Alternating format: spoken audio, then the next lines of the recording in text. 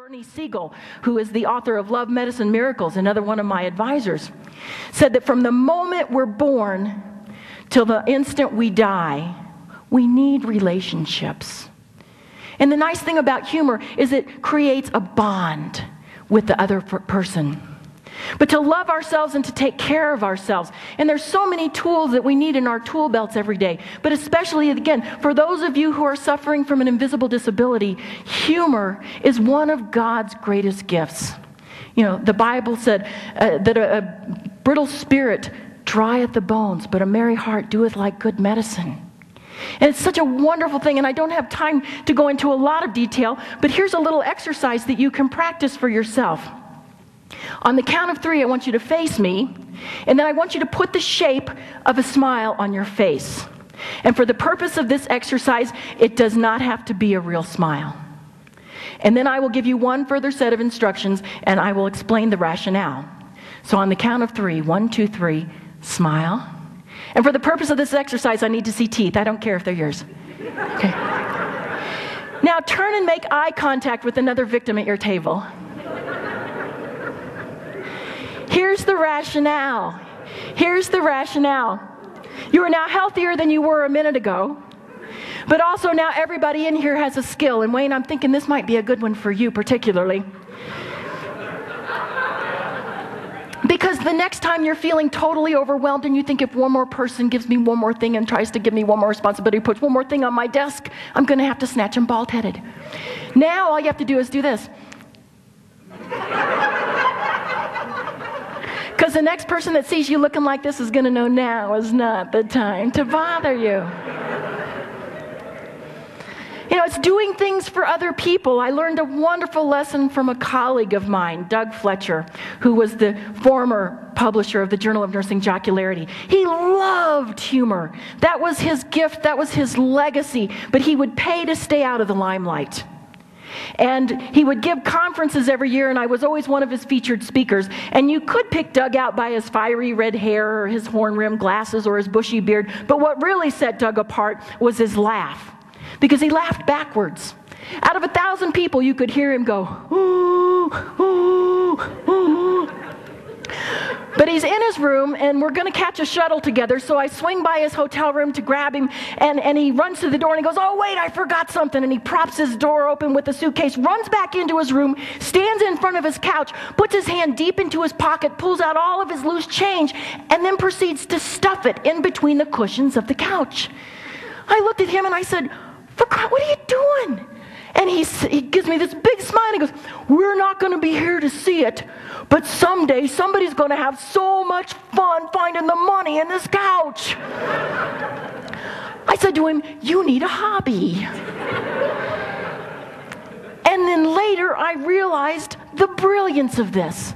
Because he didn't care that he wasn't going to be there to see it. He didn't care that he wasn't going to get any credit. He did it because that was his gift. That was his legacy. That's what he wanted to pass on to other people. How could you do an act of kindness for someone else? Now, whenever I travel, before I leave, I always put some money in between the cushions of the couch, and then I throw some on the floor because I am into immediate gratification. But last of all is living with an amazed and amused spirit. What would this look like? Part of it is just about being willing to take a risk, to step outside of your comfort zone, to take advantage of the moment and have fun. People go, oh, I would feel too silly. Silly used to be a blessing. Comes from the root word selig, meaning to be healthy, happy, prosperous. I wish you all more silliness. I'm running through an airport one time, duck into the restroom, and as I'm washing my hands, in bursts another woman traveler. She's running toward the stalls, and as I grab for a towel, I hear the metallic door go wham! And then I hear the woman say, oh, hon, I don't think we're both going to fit in here. I turn to see, who's she talking to? She's talking to her suitcase. My philosophy is when you're talking to your bags, time to go home. I thought, don't want to embarrass this woman. And I start to tiptoe out, and I thought, we have an opportunity here. So I run over to where she's standing, lean over, and begin chatting with her suitcase. And I said to her back, would you like to stay with me while your mom uses the potty? The woman doesn't miss a beat. She turns back to her suitcase, begins shaking her finger at it, and says, you know what I told you about talking to strangers.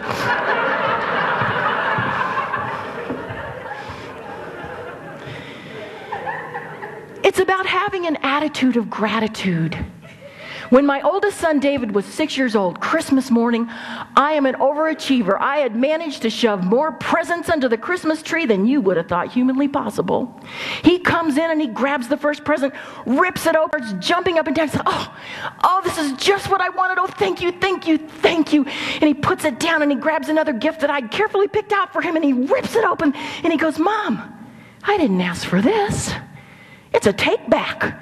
Threw it on the couch. I'm going, take back? But then he's already on to the next present. He rips it open. He's like, oh, this is just what I asked for. Thank you, thank you, thank you. Puts it in his pile. Goes through another present, rips it open, and he goes, Mom, I didn't ask for this either. It's another take back. Threw it on the couch. Now I'm upset. But he's on to the next present. By the end of Christmas morning, we have the pile that he wanted, and we have all the take backs, and I'm thinking, whose child is this? And where did they come up with an attitude like that? And it was 20 years before I realized, got it from me. And here's what I discovered. Because when things happen in my life that I intentionally ask for and pray for, I am the most grateful person you will find on the planet. But when things happen in my life that I didn't ask for, I had this conversation. I said, excuse me, didn't ask for the headaches, didn't ask for the cancer, didn't ask for the Alzheimer's, wasn't real happy about the divorce, take backs. But later, what I came to discover was that everything was a blessing. If I had not had those things occur in my life, I wouldn't have moved to California, wouldn't have accepted a coffee date with a speaker who needed help with his speech. And I'm thinking, this guy sold 3.5 million books. I think I can learn something from him too. 9 months later at the coffee shop, he asks me to marry him. We've been married now 3 years, 10 months, 18 days, and get this, my husband Greg Godak is the author of 1,001 Ways to Be Romantic. Yeah.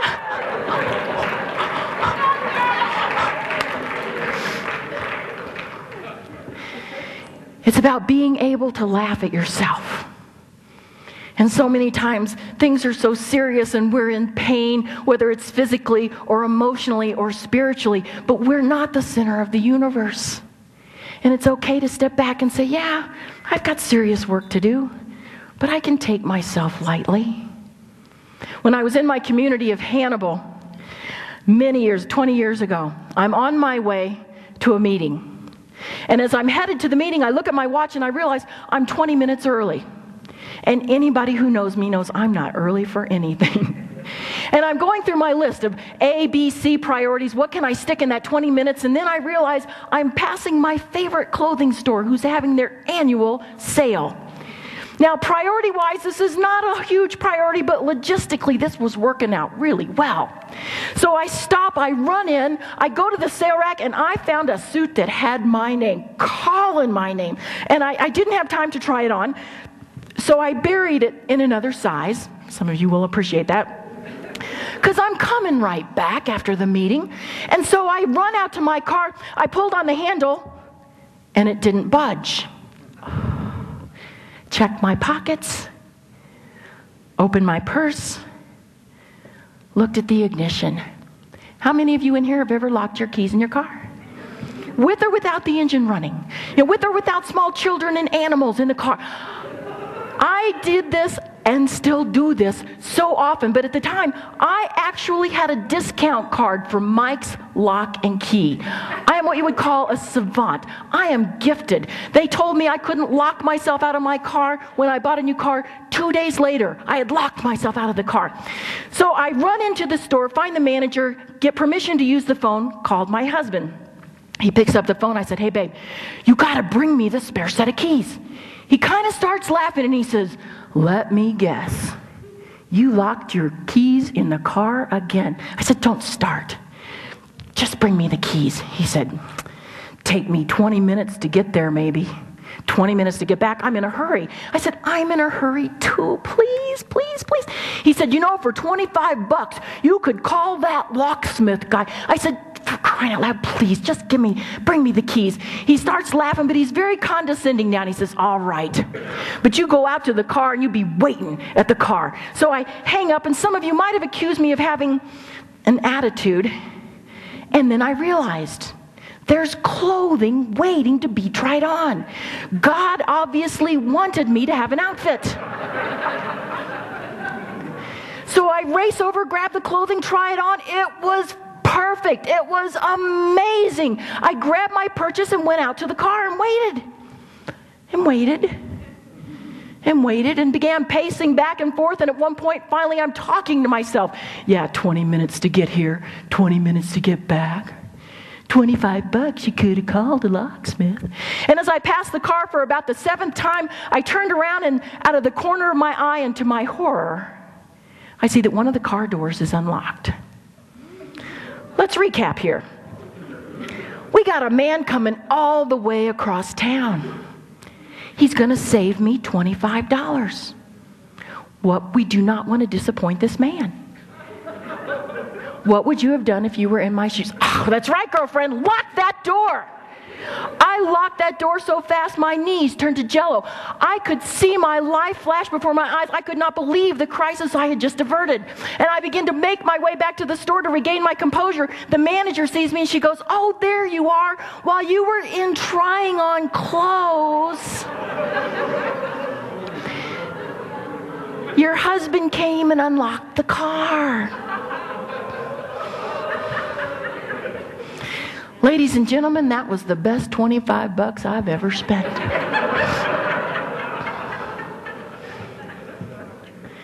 So let me leave you with this. To love with an amazed and amused heart, to think with an amazed and amused mind, to live with an amazed and amused spirit, this is my wish for you. To see the joy and wonder amid the pain in a baby's first cry, or a loved one's last breath. To buy your ticket and take the ride. To ride the roller coaster with the wind in your hair. To walk through the haunted house with your heart in your throat. To delight in a child's giggle. Your perfect cup of coffee. Your favorite song on the radio. An unexpected windfall. A penny on the sidewalk. Heads up for good luck. A falling star. A good joke. A smile from a stranger. To speed up, slow down, go backwards. Whatever's required at that moment to keep yourself moving forward. To grasp the game of life. To play hard. To win gracefully. To lose honorably. And get up to play again and again and again. To embrace seeming negatives, trusting that they will turn out for the best. To find the humor in life's absurdities. To be able to laugh at yourself. To have an attitude of gratitude and a forgiving spirit. To cast off resentment and regret. To practice acts of kindness, random or otherwise. To live each day amazed and amused. This is to experience true success. You're amazing. You're amusing. And it has been my privilege to be with you this evening. Thank you so much. Thank you. Thank you. For you.